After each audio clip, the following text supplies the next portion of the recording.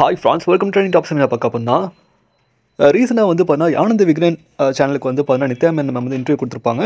So அதில் வந்து இந்த காதலிக்க நேரமில்லை திரைப்படத்துக்காக ப்ரொமோஷன் போயிருக்காங்க. ஸோ இப்போ வந்து முக்கியமான விஷயம் ஷேர் பண்ணியிருக்காங்க இட்லி கடை திரைப்படத்தை பற்றி. அது என்ன விஷயம் பார்த்தீங்கன்னா, ஸோ முன்னாடி வீடியோ போட்டுவோம், இது வரைக்கும் பார்த்திராத ஒரு நித்யா மேனன் மேம் தான் வந்து நம்ம இப்போ பார்க்க போகிறோம் அப்படின்ற விஷயத்தை வந்து ஷேர் பண்ணியிருப்போம். திருச்சிற்றம்பலமுக்கும் இந்த படத்துக்கும் வந்து பார்த்தீங்கன்னா பயங்கர டிஃப்ரென்ஸ் இருக்கும். ஸோ ஒரு பெர்ஃபார்மராக வந்து பார்த்தீங்கன்னா இது வரைக்கும் நீங்கள் பார்த்திராத ஒரு நித்யா மேனன் பார்க்க போகிறீங்க. ஒரு நடிப்பு அரக்கையாக பார்க்க போகிறீங்க.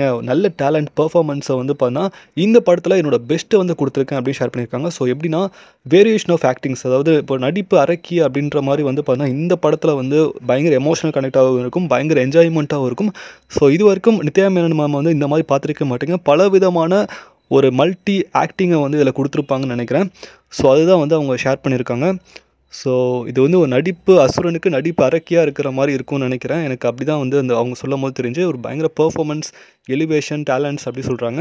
அதை தொடர்ந்து தனுஷ் அண்ணாவை பற்றி சொல்லுங்கள் அப்படி கேட்கும்போது, தனுஷ் வந்து பார்த்தீங்கன்னா பயங்கர பெர்ஃபார்மர், பயங்கர ஆக்டரை தாண்டி அவர் நல்ல டேரக்டர் அப்படி ஷேர் பண்ணியிருக்காங்க. ஒரு டேரக்டர்லேயே வந்து பெட்டர் டேரக்டர் அப்படி ஷேர் பண்ணியிருக்காங்க.